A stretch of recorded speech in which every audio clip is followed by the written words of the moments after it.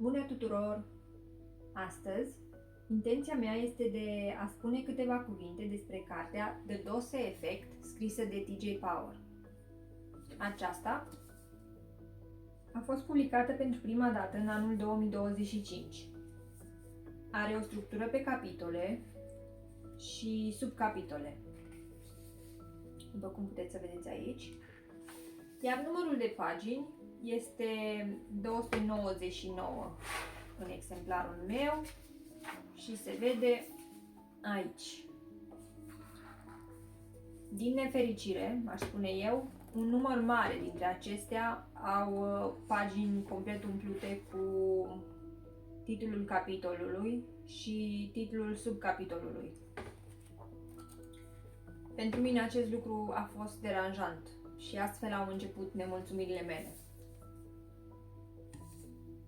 Dar înainte de a intra în detalii, vreau să vă mai spun că un exemplar ca și acesta din imagine costă aproximativ 10 lire la momentul filmării acestui material și că subiectul cărții este influența substanțelor chimice, dopamină, oxitocină, serotonină și endorfine asupra stării noastre generale și asupra nivelului de fericire. Eu nu pot să spun că am fost impresionată de această carte, deși ea are și câteva plusuri, nu doar minusuri. În general, fiecare lectură îmbogățește mintea într-un fel sau altul și aceasta nu a fost o excepție. Dar că nu mi-a plăcut în mod deosebit structura cărții, care a apărut fracționată în discurs. Starea de concentrare optimă menționată de autor nu a putut să fie atinsă cu ușurință, având în vedere lungimea subcapitolelor, paginile în stil titlu, precum cele pe care vi le-am arătat mai devreme, cele în care te autoevaluezi pe un anumit subiect și cele în care se oferă diferite provocări, cum sunt acestea. Să vedem dacă mai găsesc una. Ok, asta nu. Așa.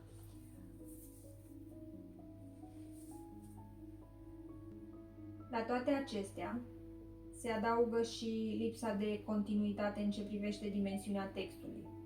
Pentru mine a fost foarte deranjant.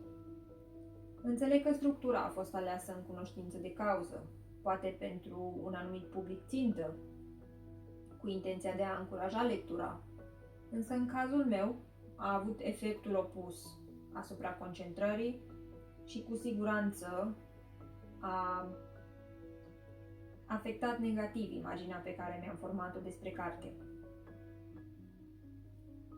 Cuvintele alese de autor, sau dacă preferați terminologia folosită, a fost una accesibilă. Puțina neuroștiință prezentă în carte a fost simplificată, aș zice eu, la extrem, ceea ce reprezintă următorul lucru cu care eu nu am rezonat. Deși nu am expertiză în acest domeniu, complexitatea corpului și mai ales a creierului uman este un fapt bine cunoscut.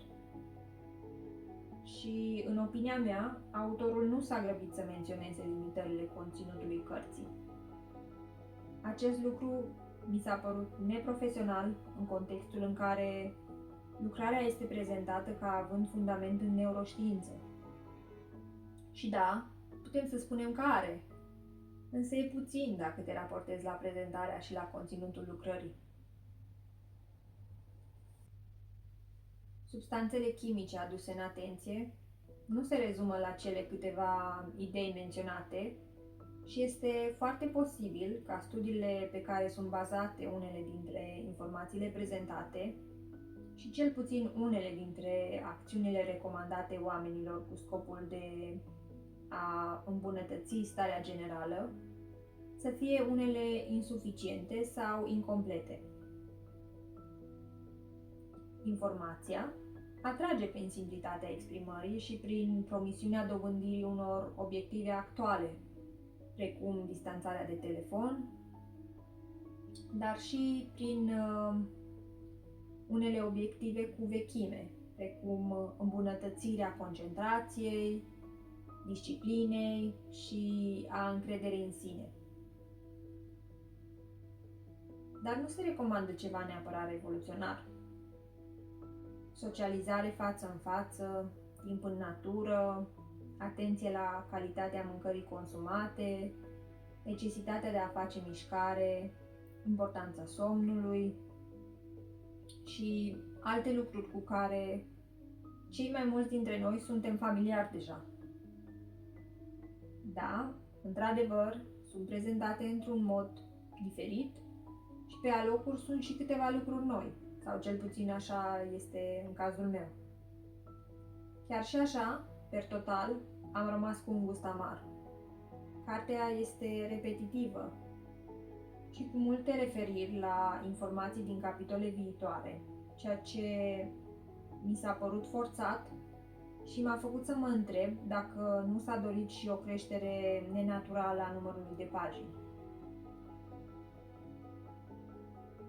Încă un lucru care nu mi-a plăcut este faptul că se prezintă diferite alternative de activități la fiecare pas, cu scopul de a fi implementate, de a deveni obiceiuri și de a îmbunătăți viața oamenilor. Undeva, cred că pe la jumătatea cărții, mă gândeam că este imposibil sau foarte puțin probabil ca un om simplu, cum sunt și eu, să reușească să pună în aplicare prea multe dintre ele.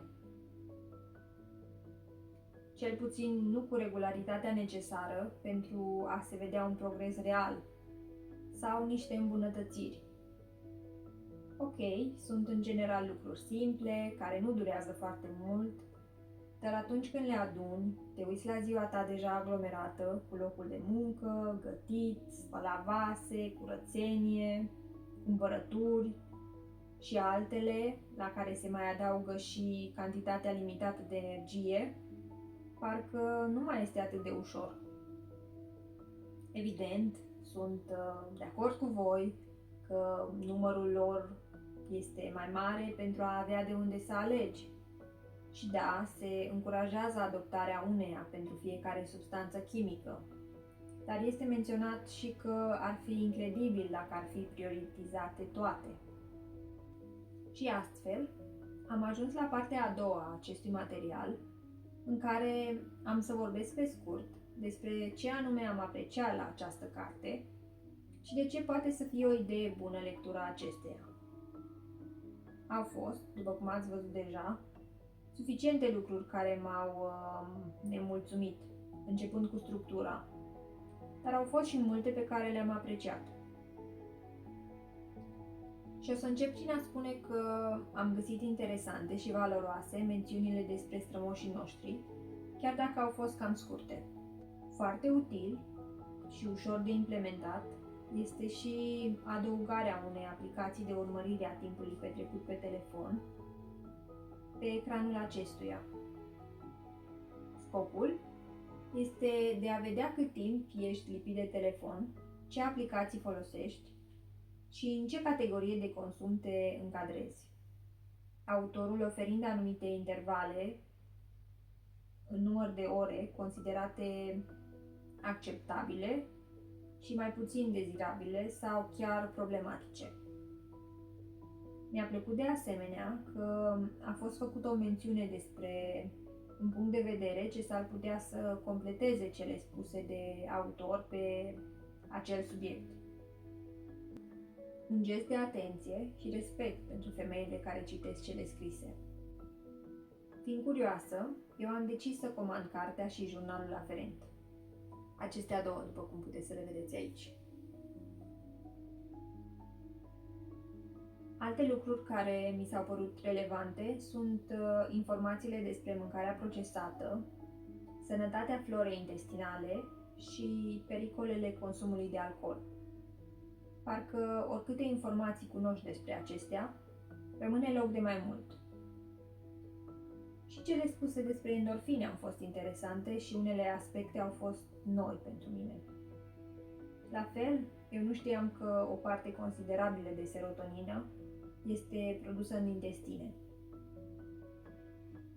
Apoi, am găsit utilă rutina de întinderi și unul dintre exercițiile de respirație, chiar dacă nu am să reușesc să le implementez în felul prezentat. Însă, ceea ce îmi place foarte tare este recapitularea de la finalul cărții, cu ajutorul căreia pot să recitesc informațiile importante, fără a fi nevoită să interacționez cu structura neplăcută. După cum puteți să observați, am fost foarte nemulțumită de felul în care a fost rățită informația. Toate acestea fiind zise, vreau să punctez din nou că nu este o carte lipsită de valoare, chiar dacă mie nu mi-a plăcut foarte mult. Anumite părți din aceasta au fost educative, utile și cu siguranță consider că o parte dintre ele merită să fie implementate cu regularitate pentru a ne bucura de beneficii. Cartea nu a fost încă tradusă în limba română și mă întreb dacă voi ați auzit lucruri bune sau rele despre ea. Aștept răspunsurile voastre în comentarii și dacă doriți să vedeți ce alte cărți am adus în atenție, nu ezitați să apăsați pe linkul din descriere. Până data viitoare, zile însorite și nopți odihnitoare!